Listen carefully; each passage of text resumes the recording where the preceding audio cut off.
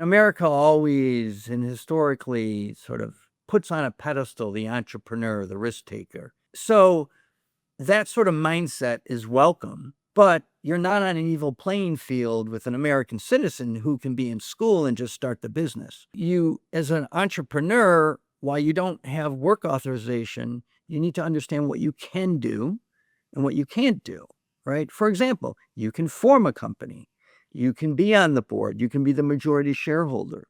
What you can't do is hold a position that works at the company on a day-to-day basis. So you cannot be president. You cannot be CEO unless you have work authorization. What do? You kind of hack the system. Why do I use the word hack? Because most entrepreneurs are looking at a problem, they're trying to hack that problem and come up with a solution. This is why I align myself with them, and I think it's fascinating. So when you're in school, you can do a lot of things. You can raise money, you can meet with investors, you can form the company. That the so-called hack is, hey, I have a real product or service, but I don't have work authorization. What can I do? Well, my co-founder is an American. So we can both be on the board and the board can make decisions.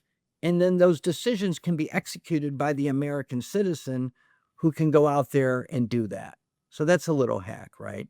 You can go out and raise money too. So you compare that to the typical student who can graduate, get OPT, and get STEM if they're in a STEM degree.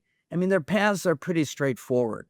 But if you want to run the company, you really have to be creative and have the right mindset. And it's also kind of a economic analysis to some extent, risk reward. There are certain things you have to do as the entrepreneur and founder of a company that may be on the edge of work, right?